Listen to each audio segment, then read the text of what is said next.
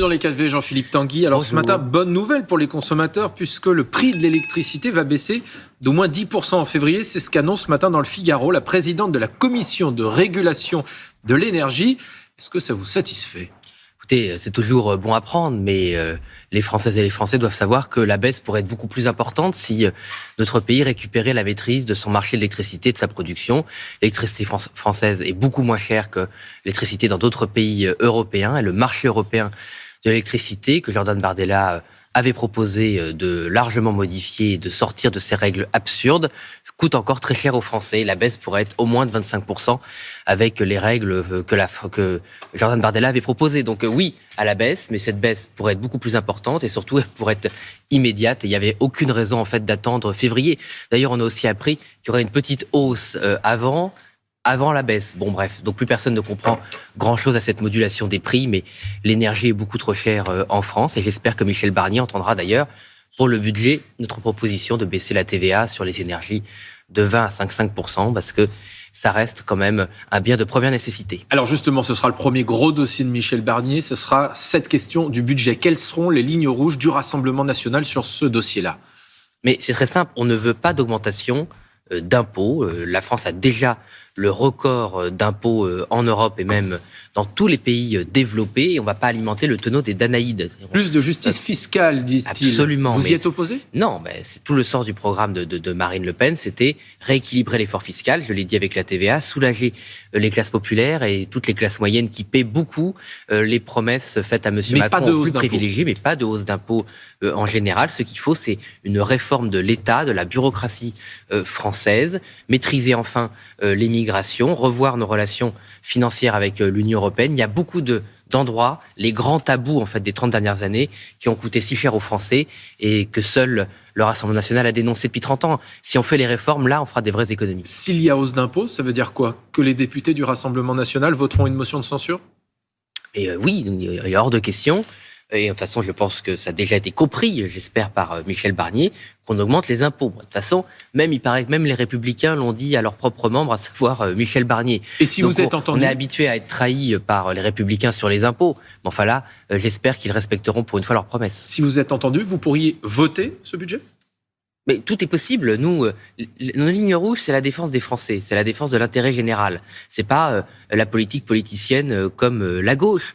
Donc nous, on n'a pas d'interdiction en général.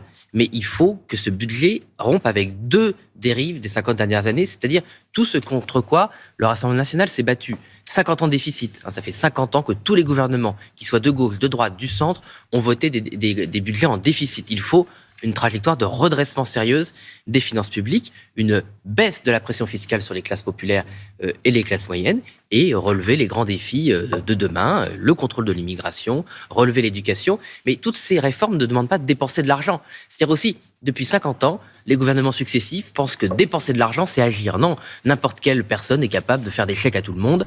Ce qu'il faut, c'est mieux utiliser l'argent public. Vous parlez de l'immigration, le retour d'un ministère de l'immigration. Question courte, réponse courte, ça sert à quelque chose ou pas ? Non, il y a un ministère de l'Intérieur, il est en charge de la lutte contre l'immigration et le contrôle des frontières. Il n'y a pas besoin d'un gadget. Alors, le ministre de l'économie et des finances de ces 7 dernières années, Bruno Le Maire, va quitter Bercy. Il l'a annoncé, il ne veut pas être dans la nouvelle équipe. Il fait une sorte de discours d'adieu ce matin, justement, au ministère de l'économie et des finances. Comment vous jugez son bilan ? Est-ce que quand même il a fait des bonnes choses en 7 ans ? Non, sincèrement, je ne vois pas de bonnes mesures prises par Bruno Le Maire en 7 ans, que ce soit sur la souveraineté économique.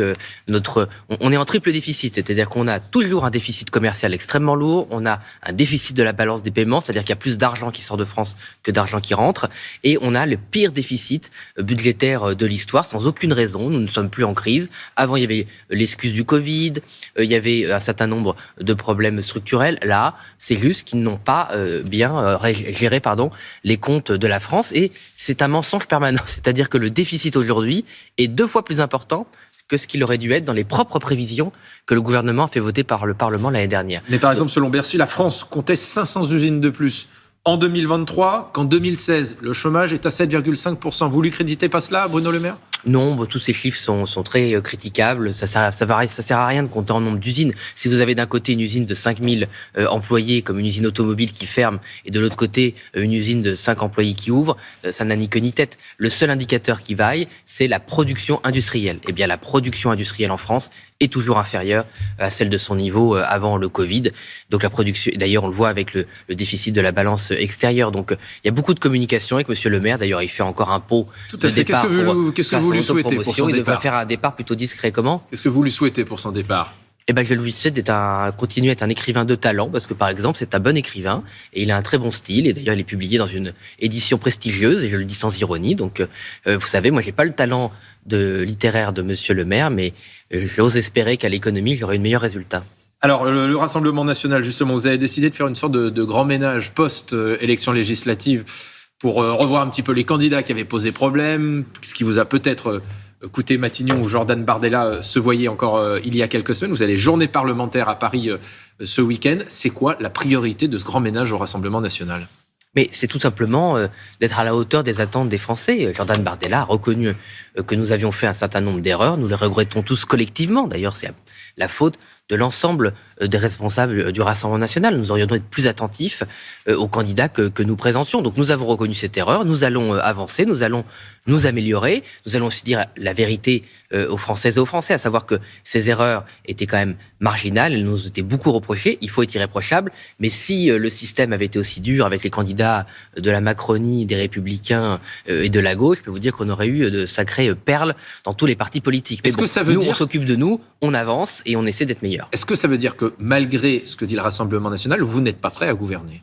Si, on est prêt, parce que les problèmes qu'il y a eu dans des circonscriptions qu'on ne pouvait pas gagner, mais c'est pas une raison. Voilà. Par ailleurs, ce qui compte pour les Françaises et les Français, je pense, c'est les propositions qu'on fait et la réalité de notre diagnostic. Vous avez parlé de l'électricité, ça fait 15 ans que Marine Le Pen dénonce le marché européen de l'électricité, son surcoût pour les Français, l'absurdité de la politique antinucléaire d'Emmanuel Macron, mais aussi par exemple sur l'hydroélectricité, les barrages, l'électricité la moins chère du monde, la moins chère de France, qui a été abîmée, paralysée depuis 20 ans dans l'indifférence générale. Donc les propositions de gouvernement du Rassemblement national, non seulement étaient de bonnes propositions, mais plus le temps passe, plus on se rend compte qu'elles étaient pertinentes et qu'elles auraient permis d'éviter des catastrophes comme la hausse des factures contraintes des Françaises et des Français. Mais on pourrait parler aussi du niveau des salaires, vous parlez des députés de la sécurité. Et de leur formation. Il y en a quand même encore qui ont un certain problème, puisque selon le site d'investigation, par exemple Mediapart, vous avez une députée de 69 ans qui, depuis juin 2002, avait consacré en 2 ans de mandat plus de 10 000 euros d'argent public à des dépenses personnelles.